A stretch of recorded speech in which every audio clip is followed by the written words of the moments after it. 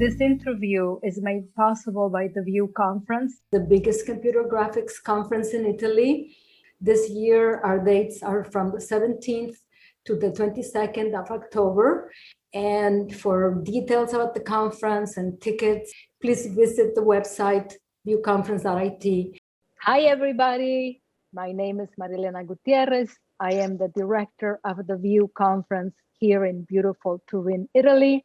The VIEWConference is hosting today's interview, and I will be your host. Welcome, Erick. It is great to have you here with us today. Can you please tell me what brought you into the film industry, going back to your early career days? First of all, thank you so much for this incredible opportunity. I've been a long-time follower of the VIEWConference, so this is my honor. Ever since I could remember, I was already drawing cartoons and animation characters. So maybe I already knew that I'm going to be part of the animation industry at the end of the day. So I grew up as a just kid who loves cartoons and animations, Disney animations and Ghibli animation from Japan. I was like really drawing all these cartoon characters and stuff. So yeah, I think that's already how I got into this animation in a way. But professionally, I studied fine art first, just because I thought anything visual, including animation or even design or whatever that is, I thought the foundation is fine art.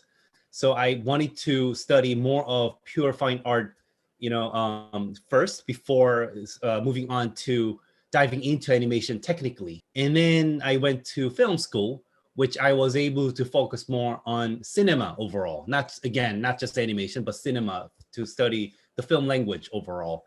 And then I was able to start my professional career as an animator as soon as I was able to join Pixar as an animator. So, but that's, already almost 10 years ago. So time flies. What is your favorite Studio Ghibli animated film, your favorite Miyazaki or Takahata film? Mm-hmm. It's a hard question because I love everything from Ghibli Animation Studios. But if I have to pick one, I think I've watched hundreds of times of Spirited Away. That was so magical because I think that has everything I love about animation is in there, which is the freedom. And then because earlier I described that I studied fine art and cinema, I think animation is something that placed exactly in the middle. And then like somewhere in the middle between fine art and film language, there's an animation. That gives us so much freedom. Like if you put this, whatever the thing is, towards a little closer to the cinema, then it's going to be a film that everyone is kind of used to, animated film literally. So Pixar, Disney, those are animation that's very close to cinema. And then you can also call animation that is very close to fine art realm too, which could be considered as video art or very experimental animation. So I think I just love that spectrum of animation, which could be anything. I want to ask you a question about your creative journey and how you found your personal voice, your vision, your personal style. Aesthetically, also storytelling wise, I do think there's one singular idea that ties down my artistic style and voice, which has a lot to do with what I've been sharing, the freedom part. First of all, technically, I really work hard not to be restricted to certain medium. Even within animation, I've been always interested and excited about pushing the beautiful medium of animation, which has so much potential to be more than what we are used to, right? So visually and aesthetically, I've been trying to actually use animation in different approach and ways. Like for example, I'm very used to linear storytelling, which could be feature animation or serial. But then I always, passionate about bringing animation into the physical space, which turns out to be exhibition, or why not VR? And then usually my voice and message I like to convey, it deals with the life and death situation. Like, so I think something I realized too, while making variety of different projects, I realized that, oh, I really try to celebrate life, through my art. So of course, at a glance, my project may seem a little different to one another, but if you look harder, I think, oh wow, this guy is constantly talking about what we really need to care for, the meaning of life, where we are from, where we are going. And then, so I think that's one of the concept that really ties down who I am as an artist. And I think that's what I'm trying to become too, as a storyteller and also a person, as a human. Who have been some of your mentors or storytelling heroes who have influenced your work? Well, I got inspired and influenced by probably many different artists, maybe not only coming from animation world, definitely huge fan of Salvador Dali, and also Egon Schiele. Like, all those artists are amazingly. And then probably I didn't try to follow and study them, but those artists become just part of me naturally, so smoothly. So whatever I do, because as some of the people who are familiar with my work may kind of agree, that I use a lot of symbolisms, or I some of the things I express is very abstract and conceptual. Maybe those parts are directly inspired from those surrealism art, right? So, and then I can list of all the great filmmakers from Pixar, Disney, or Ghibli Studios, Pit Doctor, Ronnie Del Calman, Brad Bird, and Miyazaki Hayao, and all those amazing artists.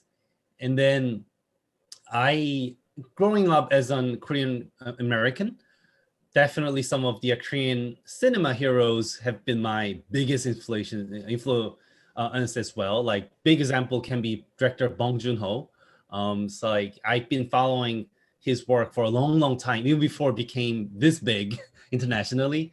I've been following him for past 10 years, and he's been one of my guiding star. Of course, the way we tell the story may not be the same, not identical at all, but just the approach and how he actually really goes deeper into humanity, because he doesn't, everything he speaks is very true and very real. And that's something I love to learn, and also striving for doing. I was about to share some of my personal anecdote about maybe this person is not a filmmaker, but someone who really influenced my life as well, which is actually my father.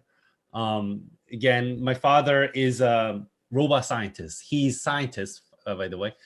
At a glance, it may seem like, oh yeah, you're dad and you are doing exactly the different thing, opposite thing. I don't think so. I mean, I really do think art and science is the same thing. It's really just the two sides of the one paper, one piece of the coin. Science and art both pursue truth of life. It's really about in search of answers of all of the questions we have. And he's one of the most creative people I've met, from the day I was born. Of course, he's my dad, but the way he approaches what he does, and then his energy and passion, oh my God, that's such an inspiration to me. And one more thing is, I do conversate a lot with him, which is, I'm really blessed and thankful. He's in Korea, I'm here in the States, so we don't quite meet often, but every year, let's say I hang out 3 to 4 times a year. And then every time we do that, we have a really deep conversation about life and society and humanity and then all system and all, ourselves. So yeah, I mean, of course, he's not a storyteller, but he is, more than anyone, has been a big inspiration to me. To what degree does your experience as an animator inform your choices as a director? As a lot of people in animation industry may agree, animators are in live action film actors, basically. So I do have a feeling that if this was applied to the cinema world, I could see myself, I've been working really well as an actor, but now I'm telling my own stories, right? So that's how I see it, like in this world. And then I've been an animator for about 7 years, and then oh my God, that experience is priceless. I learned so much about everything about animated filmmaking. So the process, and then the teamwork, and then really just super detailed way of storytelling, of like, because you are becoming part of the storytelling and you are acting out this character. And then more importantly, how you communicate with your director, like really knowing this director's vision and then being able to execute in the most proper way. So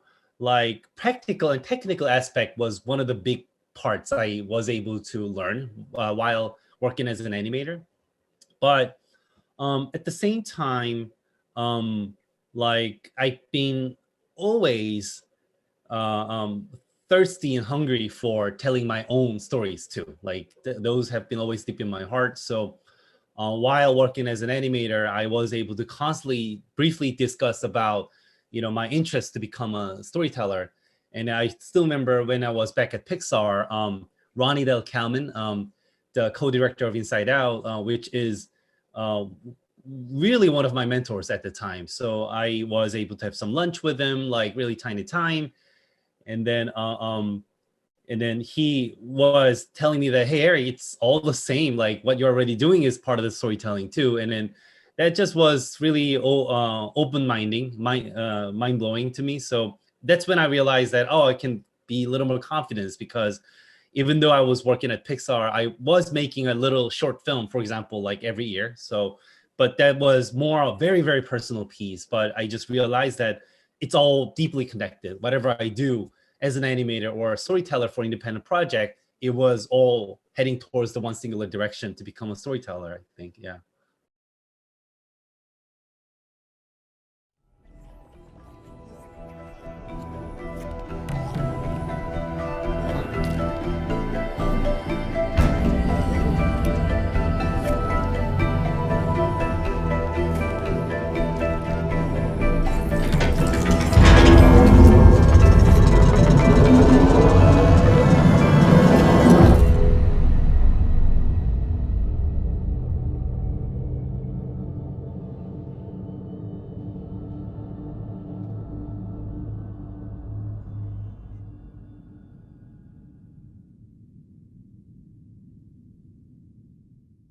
Opera is a monumental artwork. Can you please tell me how you came up with the idea? Opera took me about 4 years to complete. So it was a very long marathon, which means I came up with the core idea of opera 4 years ago, right? So the 4 years ago, the world around us was pretty crazy. Like it's not very good now too, but it was also not to me, it was in a very good shape. I'm talking about a lot of things in our world. I'm talking about some political issues. That's the year when Korean president got impeached after months of riots and protests by millions of people gathering up in Seoul City. And then there was a year when Donald Trump became the president of United States. I'm not really trying to make any political statement here, but we all know that just really felt like the whole nation was split. Really, no matter which side you are on, there were a lot of controversies and conflicts, and that really broke my heart. And then even like in Hong Kong, there was a huge riots. In Paris, there was a Yellow Jacket movement and all these natural disasters. And then like all those things were making me sad and vulnerable and really, really devastated. And then that's when I thought, I really need to do something about this as an artist, as a filmmaker. I need to document what we are going, because really, I felt so vulnerable and so weak. And that's how I came up with the opera, which is the reflection of humanity, our human society and history, to hopefully raise some awareness, and to hopefully at the end of the day make our life a little brighter than before. The title is opera? And then there are several meanings and purpose behind it. First of all, very easy goal was to, I didn't want the audience to expect anything by the name, like not unpredictable at all. When you look at opera, a lot of people may just think about some musical thing, like, but if you watch the piece, it's not really about that. So that was one of the things, and something that really captures the scale of this world of opera. The origin of opera has the meaning of labor or society and the god even. So it really just matches to what I was trying to actually say through this piece. And at last, I believe that this is very musical piece. Even though it's in a very unconventional storytelling formula, but like the music really ties down the entire rhythm. So yeah, so for those couple of reasons, I decided to come up with the name opera. I want to ask you about the principal influences thematically and from a visual perspective, the visual language. Who are your principal influences? So first of all, it really comes from the subject matter, the story I was going to tell. So because I wanted to try to reflect our human life, wanted to come up with the format that really celebrates like what our life is like, which is eternity. It just kind of, there's no beginning and the end. Like the end connects to another beginning, so naturally that becomes the idea of looping. So okay, I'm gonna create a piece that kind of loops, so it can day and night and day, it just goes forever, so that it really clearly reflects our human life, right? And then also wanting to really introduce many people in different society and different classes, right? So that I don't even know how many characters are in this piece, probably 1,000, I never counted. When those two ideas become the main root of this piece, I was naturally able to think about some fresco mural paintings from Middle Age centuries. So I'm talking about Michelangelo's Sistine Chapel Genesis, or Bosch's, or more, you can name more. So there are like so many like wall mural paintings with like a lot of like figures and humans interacting. And then usually those murals capture some very historical moment in our life, or in our history, or just really, talk about something that's very real, and then something very specific. For example, there's a some guillotine, there's a death sentence going on, there's a family having a dinner, and there's a king doing something, and it's all in one singular painting. I wanted to make a contemporary version of mural paintings. So it is really like that. If you actually project this on the wall, it's going to loop forever, almost like a moving image, not an animated film. So, and then that's how I came up with the big idea of the world and how I got inspired from the fresco mural paintings. And then all those surrealism and symbolisms, it's kind of tricky to pick few specific people. All the surrealisms, Dali or Madrid, have been all my from the childhood, they have been a big influences to me. So really naturally, unconsciously, it's there, but I don't feel like I really borrowed the way certain artist does to this, I guess. So it's just part of it, so naturally. It looked like a long shot. I wanted to ask you if that was to make the experience more immersive. I think there are a couple of reasons, but again, really wanted to showcase a cycle of humanity and human history. So I think that is why I made it as a ongoing, never-ending piece. So I think there are two different ways to experience opera. One is as an installation exhibition, and one is a short film. So installation version is really, it doesn't have any cinematic device such as beginning or ending, or no camera move. There's no pan or zooming in. It's just the structure there. And then you are allowed to watch numerous times to embrace everything, so that you can actually walk around and you can just look whatever you want, right? And there is a cinematic version which gives you, at the end of the day, the same ultimate goal, but probably slightly different approach, because as soon as I wanted to make this part enjoyable and in the theater environment, that's when I started borrowing some cinematic language. A couple of things. I do have camera movement, so it pans and it gets closer to certain areas, so that people can really pay a little more attention to some specific moments. And then, of course, there's a beginning and the end. I cannot play for like half a day. And at last, I rewrite music whole over again for this, because it already had that crescendo and climax and resolution, and then it already has that linear structure.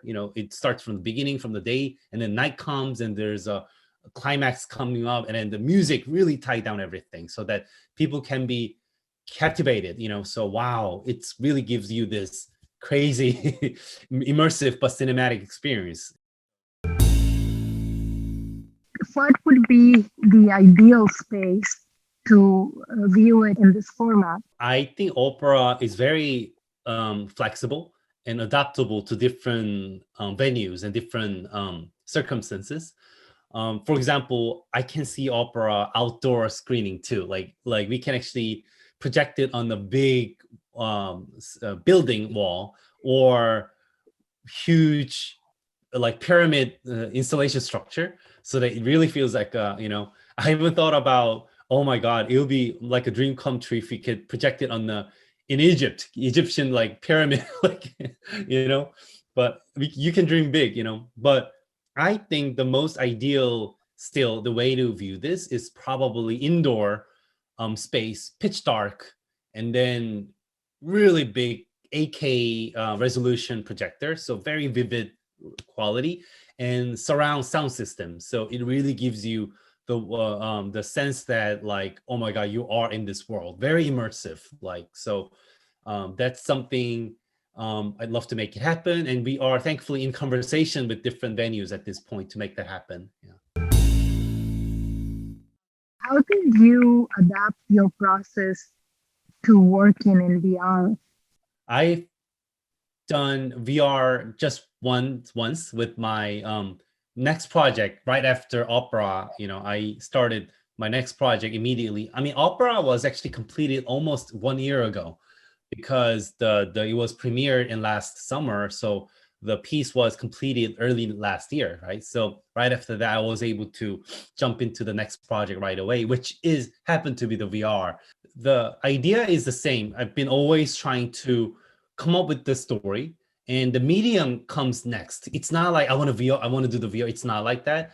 Of course, I've been always excited about the VR, and I knew that I want to use that medium to tell something when I come up with the proper idea for it.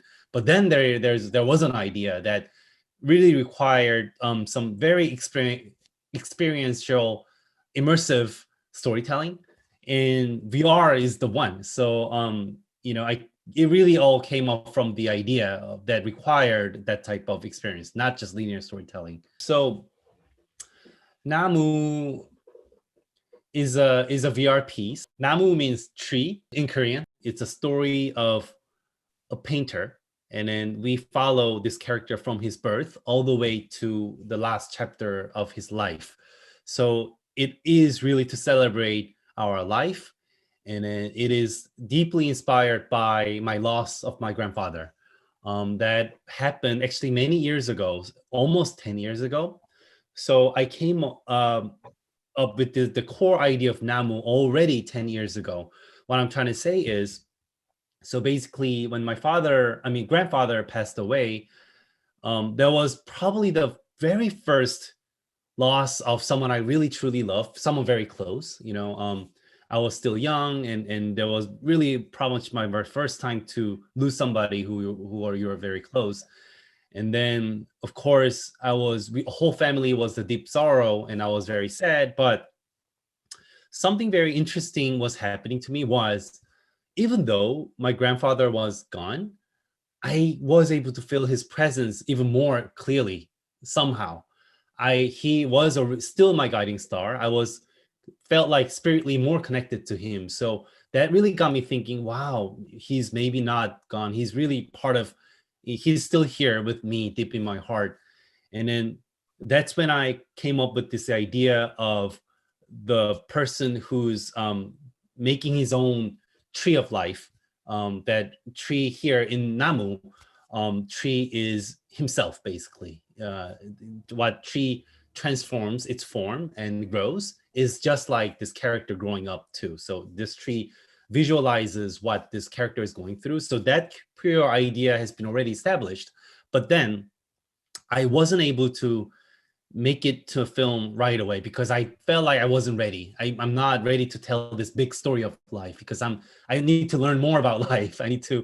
So it's just sitting deep in my closet for a long, long time. But then I lost a few more close family members. And then a couple of years ago, I met my sister had a newborn child. And there was, again, a first birth for newborn, birth to me in my life. And that really changed everything to, wow, maybe everything's connected, like the death or newborn and life, and everything's deeply connected. So the idea of telling this story got much more stronger and stronger.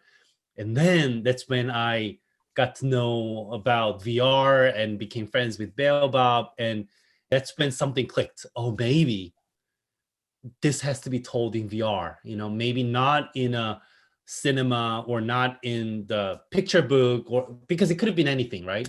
So, and then what's interesting was when things come together, it just really accelerates. Everything come together. And then that's when I learned about the Quill, the Oculus software developed by Oculus, which is a VR software where animators can directly animate and do drawings immediately in VR space. So everything just came in the right spot, right time, in the right moment.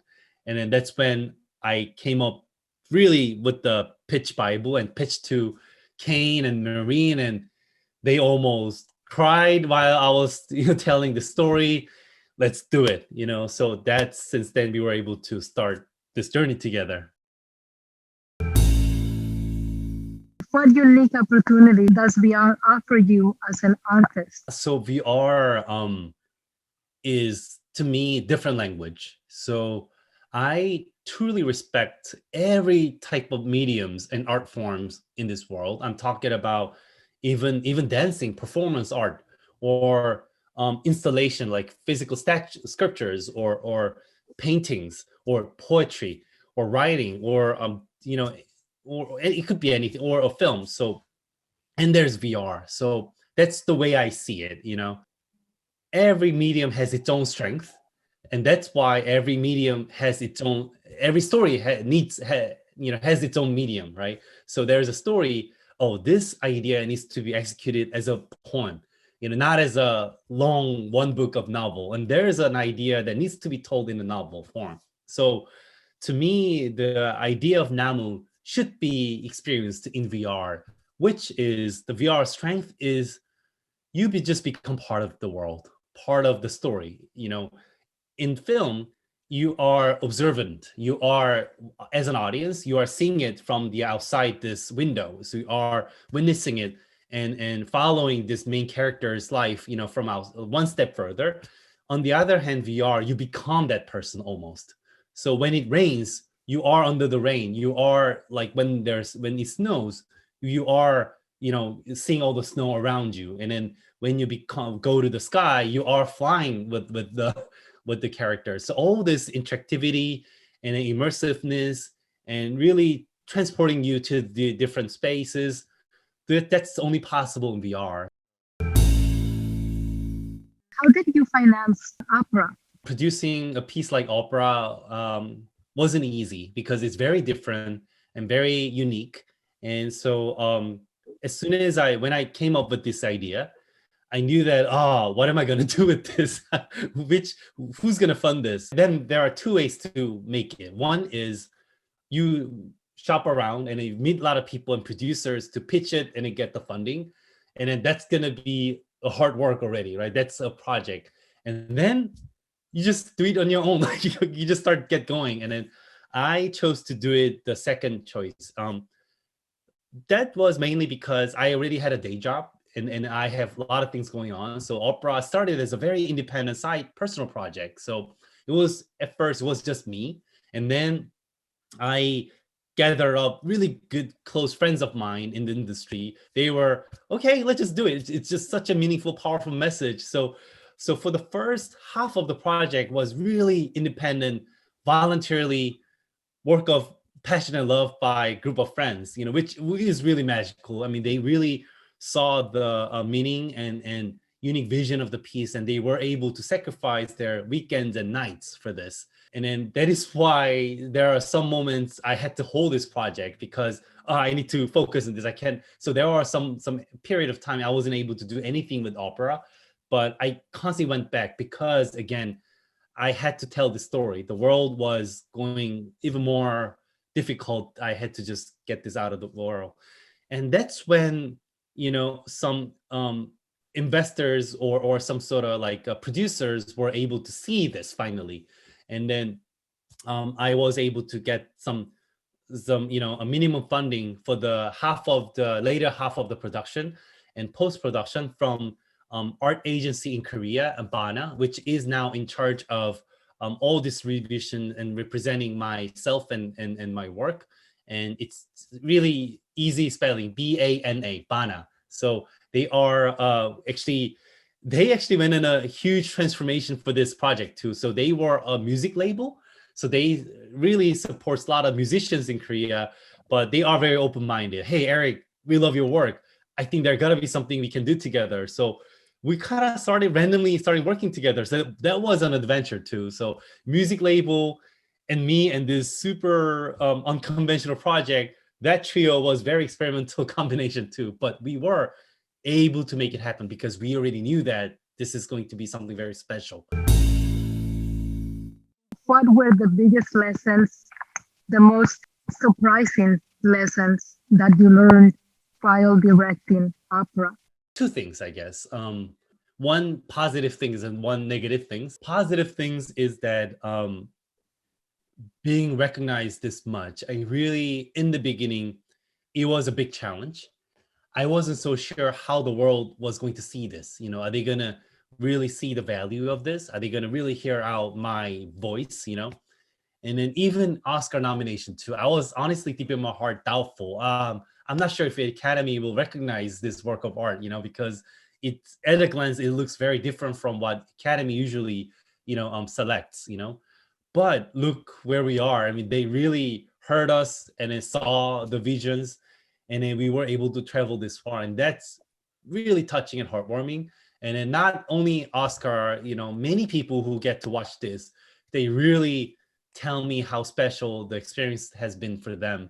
So, I mean, that just taught me that, oh, maybe I could keep on pursuing more of this adventure, really. I love to keep on trying something new and then keep challenging myself and also audience too, so that at the end of the day, we can really fully take advantage of this medium of animation. So animation shouldn't be just one singular way to tell the story, but it can be more, right? So that courage is something I was able to get. On the other hand, the same thing, but the other side. What I learned also was, earlier you told me about, hey, you need to submit this to Venice Biennale. Oh my God, that's gonna be my dream come true. But I realized that there are still, unfortunately, some invisible walls between contemporary art scene and film, industry and animation, because people start to see I really tried to pitch this to exhibition places, and they were, it's an animation, it's not like, there were some moments like that too. And then even animation too, oh, it's not film, it's not, when I see that, oh, we still need to grow, everything needs to be mature. So I really hope opera's recognition helps to break those walls and barriers that exist still in the world. I am going to try harder, and then I'm going to keep on working hard to keep inspiring people to learn that everything should be the same. When there's a great story or great idea, that it all matters. Art is often about creating a singular vision, yet filmmaking is a collaborative process. How do you fit these two things together? Cinema is such a collaborative process that it's something that one person cannot do at all. I think it's a matter of execution in a way. The idea and vision should be both clear. Like, even if you're painting a singular painting, of course you can do it on your own. But even by that, you should exactly know what you're painting, what you are speaking to it. Exactly the same applies to cinema too. If the director doesn't know what you're talking about, that's a disaster, as you know. Like, you got to be the leader, and you had to have the crystal vision so that all the army of your crew could follow your lead, right? So knowing what you like to say, and then this idea is the same. It's all about execution. Whether you're doing it on your own, or maybe just few people's help, or you need hundreds of people, to execute this. So that's how I see it. In your view, what makes opera particularly relevant to today's audiences? It's very real question, because opera, what it shows is really our everyday life. It's not just talking about, big ideas. I am still very sad these days too. Even I'm sure that you are hearing a news from what's happening in America. There's a Asian hate crime is all over the place, and the opera really talks about all the discrimination that exists in our humanity. I'm not just talking about ethnities or racism or even religion, some conflicts because of religion, or human destroying mother nature. I mean, nature is dying. All these things I'm really concerned and worried, every day. That's what we are experiencing every day, literally. And then opera has all of that in that piece. So with any subject matter, I think we can find something very relevant and real from this piece. But for now, at this moment, I gotta really say that the racism part of it, like, that's one of the things, in one section of opera, not sure if you noticed, there is a moment where the people get death sentence, they get killed just because they have different colored heads. Their heads, usually the most people have the white colors, but some characters have yellow or blue and red, and that stands for different identities. And not only just your skin color, but also your different thoughts or ideologies. Just because you're different, you're dead. So it's really depicting, that part of who we are, and that's happening in our world. I'm not talking about a fairy tale or just world. That's the world we are living in still. And that is why I really do think a lot of people needs to experience this piece. If you were to write a letter to your younger self, what advice would you give to that young boy? I really will tell him to trust yourself, because even though here I am, being able to share my work with really someone like you in this amazing VIEW conference and getting recognition from academies, and those are really dreaming come true moments. And then, even it's unreal now, it's really happening.